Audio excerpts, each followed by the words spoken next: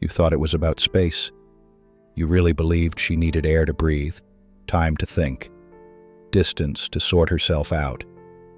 That maybe you were too much, too intense, too available. So you backed off. You gave her what she asked for. And in doing that, you misunderstood everything. When she says, "I need space," it's not a logistical request. It's not about needing time to meditate or go on a solo trip or work on herself. It's a veiled confession that something has already shifted, internally, emotionally, often irrevocably. You just weren't meant to see it clearly, because the truth might burn you alive. People rarely say what they mean when they're trying to soften a blow. She's not confused. She's not overwhelmed. She's not on a journey of self-discovery. She's detaching, silently, strategically, with 1,000 tiny acts of distance that start long before the words ever leave her lips. She used to text back fast. Now, hours pass. She used to lean in when you talked. Now, she stares past you. She used to make excuses to see you. Now, she makes excuses not to. When she says she needs space, what she often means is, "I'm emotionally finished, but I'm still physically here out of habit, guilt, or uncertainty." She wants to exit gracefully, and she wants you to make it easy. If you listen closely, it's not a request, it's a performance.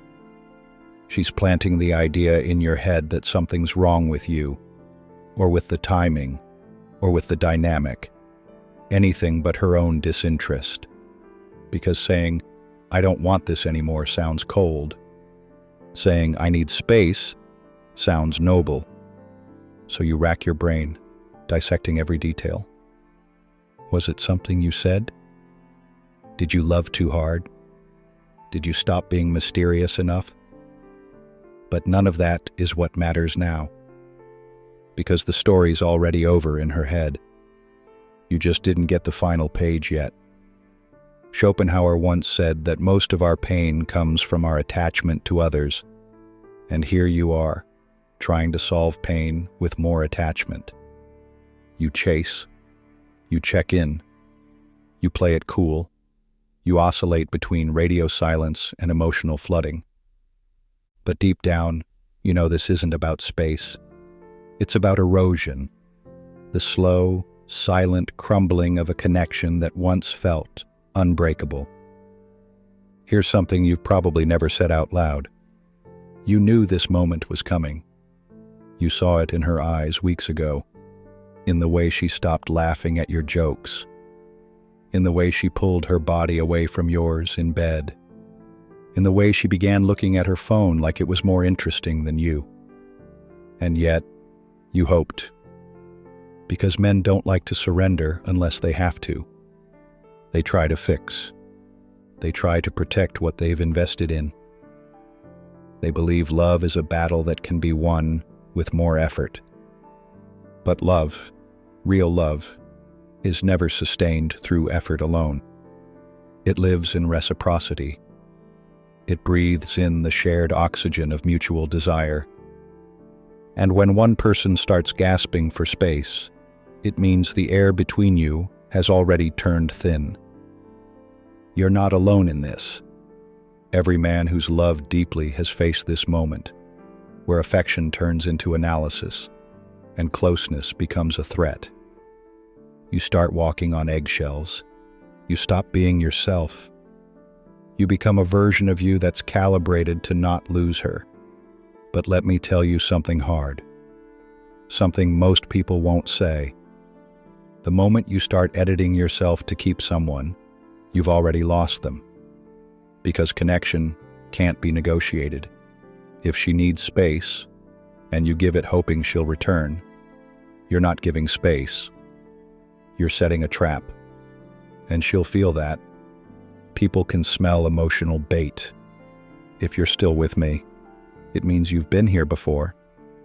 You've felt that slow, haunting fade. And maybe you're here now, confused, holding on to hope like it's a lifeline. But let me ask you this. Do you want her to come back out of pity? Or do you want to reclaim your self-respect? If you've made it this far, you're not afraid of the truth. And truth, though brutal, is a kind of freedom. So here it is. If she really loved you, space wouldn't feel like the solution. It would feel like the problem. She would fight for closeness, not escape it.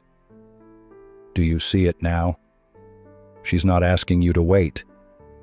She's preparing you to let go. And maybe you don't need to fix anything. Maybe what you need is to let the reality wash over you so that you can finally stop chasing shadows and start rebuilding yourself. If any of this hit home, I want you to do something. Leave a comment, even if it's just a period. Not for me, for you. Mark this moment as the one where you finally stopped lying to yourself. You don't need to chase anyone who wants to drift. You don't need to shrink to fit into someone's indecision. What you need is the kind of peace that doesn't depend on their return. Because the man who finds peace in solitude becomes magnetic. He's not seeking validation. He's not waiting to be chosen. He's already whole. And ironically, that's the kind of man women never ask space from. You keep thinking, maybe if I give her what she's asking for, she'll miss me. She'll come back. But here's what she's really doing. She's soft launching the breakup. She wants to disengage without confrontation, without being the villain. She wants to leave, but she doesn't want to carry the guilt. So she hands you the knife with a soft smile and hopes you'll be the one to end it. That way, she gets to mourn the story without writing its last line. This isn't always malicious. Most people aren't cruel. They're just afraid. Afraid of hurting you. Afraid of the awkward conversation. Afraid of watching you break. So they choose distance as the path of least resistance. It's a slow drip instead of a clean cut. You tell yourself space might heal things.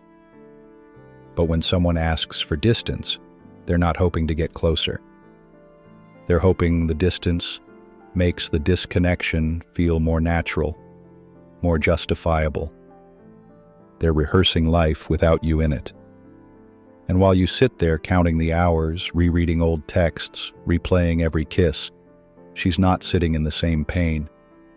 She's already steps ahead, mentally and emotionally. She's easing out of it while you're still fighting to preserve it.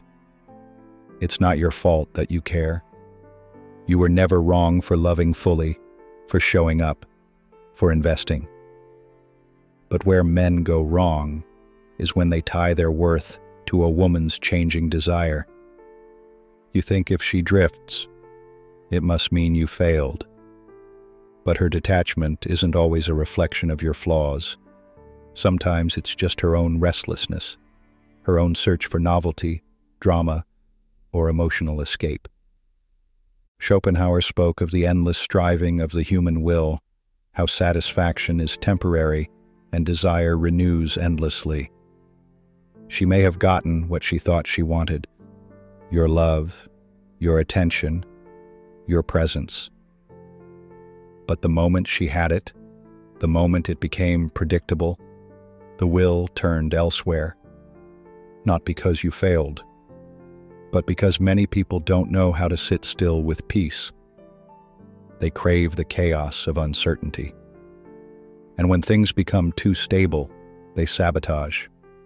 You were stable. You were safe. You were consistent. But that only matters to someone who values those things. To someone else, that same consistency feels like confinement.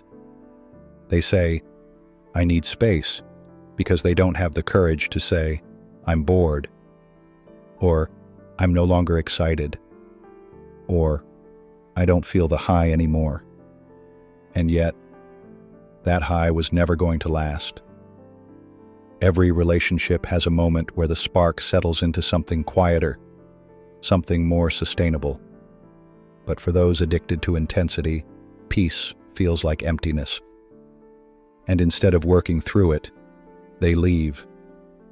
Or worse, they linger in half-hearted limbo while your heart is still beating at full speed.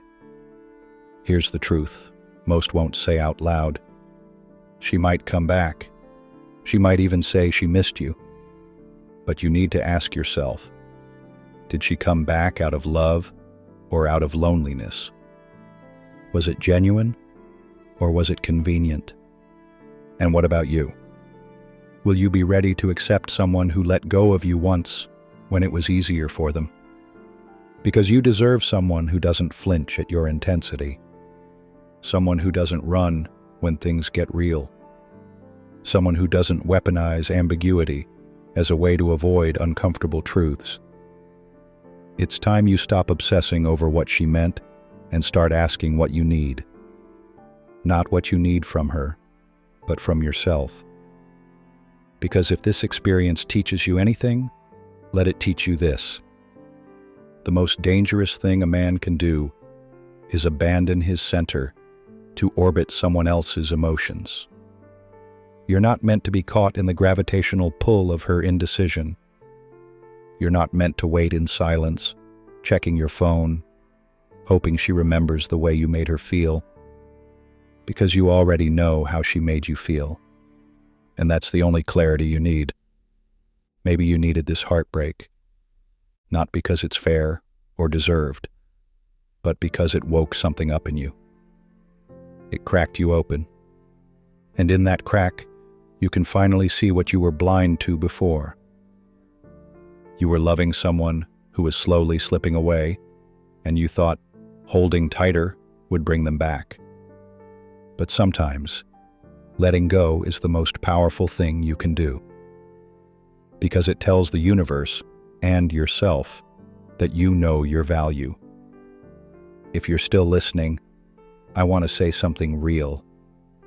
You're not weak for wanting love. You're not broken for feeling the sting of rejection. You're human. But don't let this turn you bitter. Let it turn you aware. And if this message has helped you see things more clearly, consider subscribing. Because this channel isn't about blame, it's about clarity. And sometimes, a few truthful words at the right time can recalibrate your whole reality. Now, she may reach out again. She may test the waters. She may say she misses how things used to be. But don't be flattered. Be focused.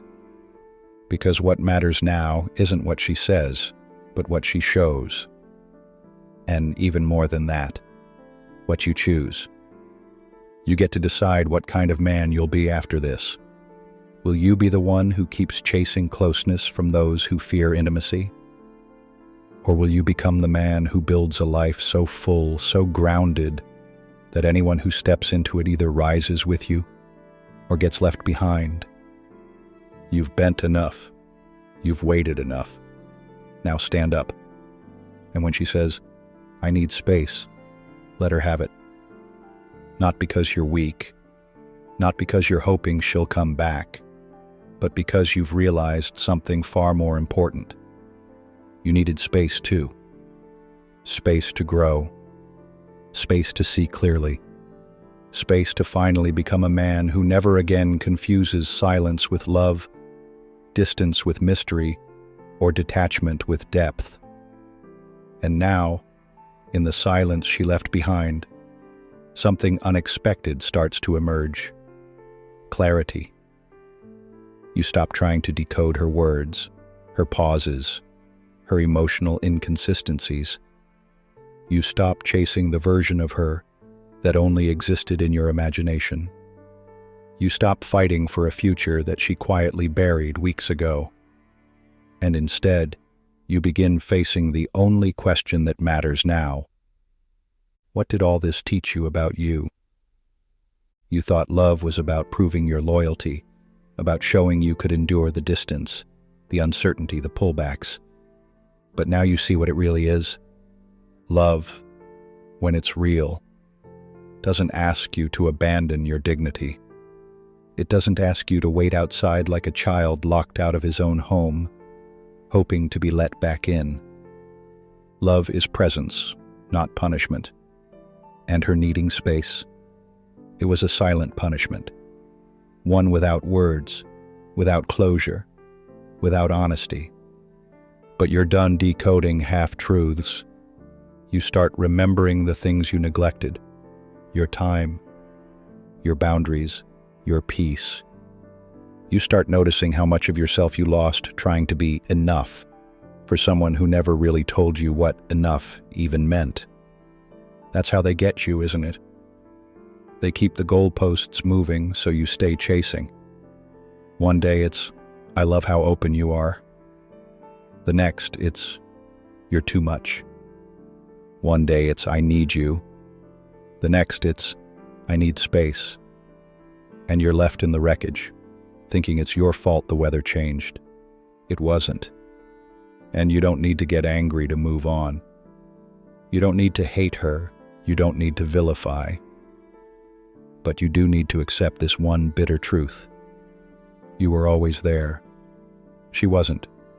Not fully, not consistently, not honestly. So now it's your turn to make space. Space from overthinking. Space from emotional starvation.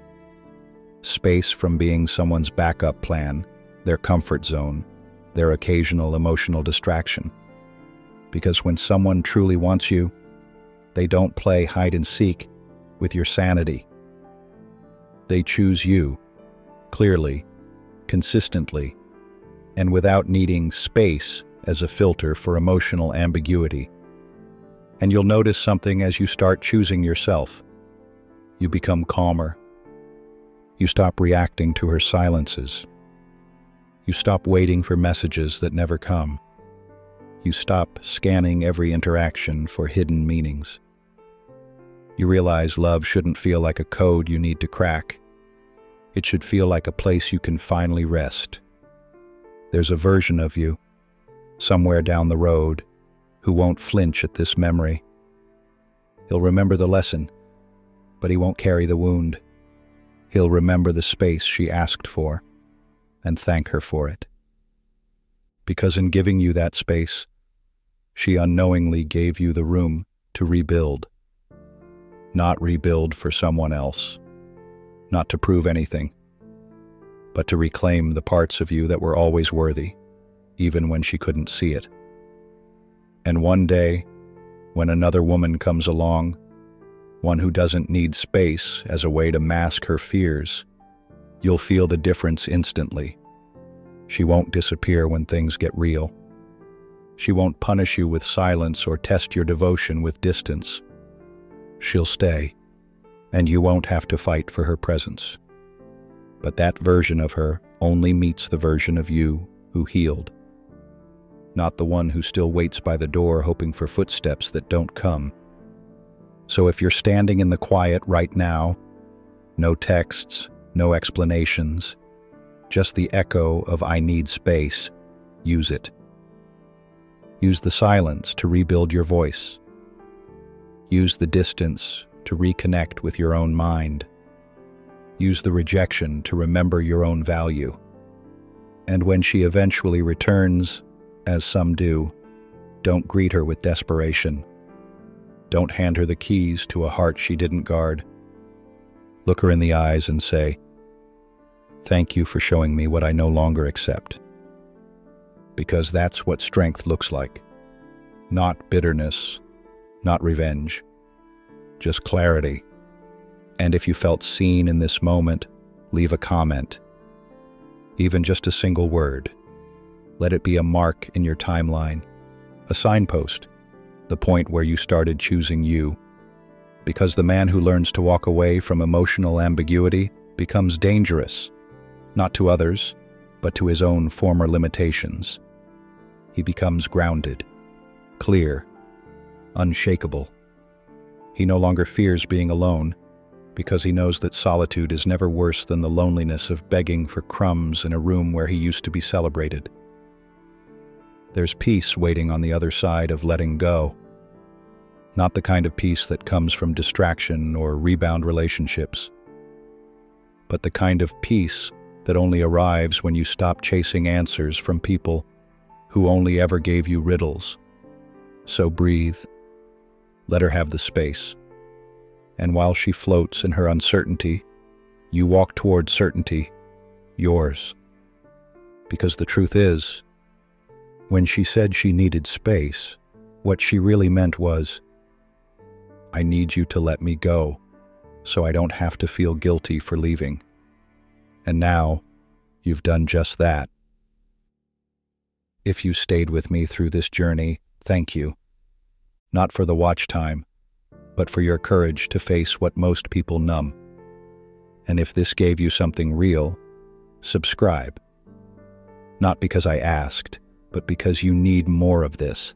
More truth, more clarity, more reminders that you're not alone in the chaos. Because the next video, it'll meet you exactly where you are, just like this one did.